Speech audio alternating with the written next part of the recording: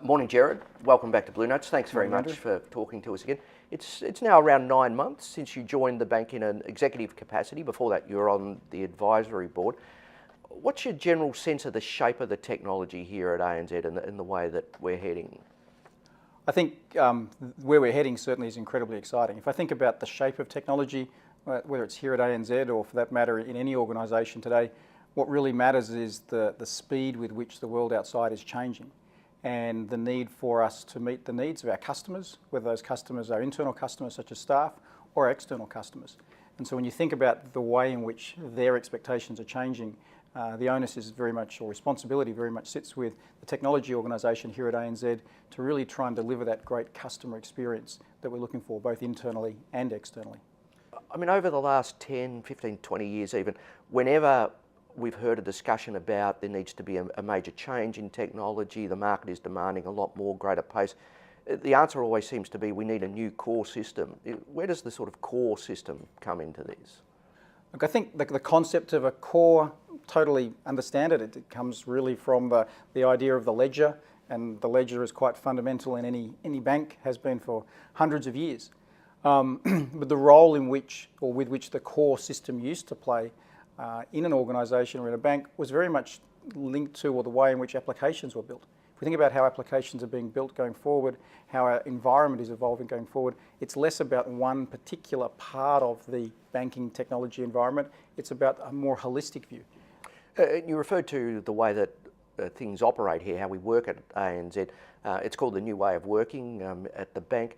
So that's what you talk about when you have to analyse how these things all work together and how we keep delivering rather than project by project. Is that how it dovetails in there?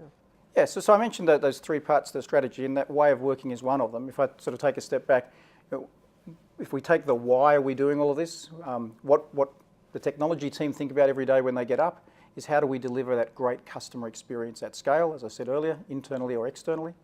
And to do that, we need to have three things. One, we need to have a different business model. We need to be thinking more around services or as a service mindset. We also need to be thinking about how we work in smaller agile teams to be able to deliver value to our customers in an incremental way but an ongoing way. And then back to the architectural piece, we need to have a plan that is both holistic as well as granular so that we are continuously developing or evolving parts of our architecture to meet the ever-changing needs of our customers. And the other element there is, and it's relatively new to me, the idea of technology as a service. I can sort of understand it in theory, but how does technology as a service fit into what you're talking about here? I think this is a really important point because historically, whether it's again in banks or elsewhere, technology teams have really focused on building things and fixing things. And in the idea of technology as a service, when we move to that service provider mindset, what we're really thinking about is how do we create a service with a long-term view, but get some value out quickly and then continue to add more features based on customer feedback. So rather than perhaps taking 2 or 3 years to build that service, let's build it. Let's build a minimum viable service, if you like, get it out quickly, get customer feedback, add new features, and take a real responsibility for making sure that our service meets our customer needs. And those services might be things behind the scenes around infrastructure as a service. They might be things like document management as a service or things around the actual banking services we offer in the area of payments or fraud or customer risk management. And all of these services going forward will be built in a way that we continuously evolve them rather than a project that we build and then perhaps move on to the next project. And obviously already a lot has been happening in the 9 months that you've been here and the 18 months that Shane's been running the bank. Are we just at the start now? We started to get sort of a bit way through it? Are we halfway through it? How long will this process take, do you think? This is a question that comes up a lot, and I think the thing for me is firstly to remove the concept of a finish line and to start to think more about whether it's the new normal or a changing set of behaviours. We will be continuously evolving.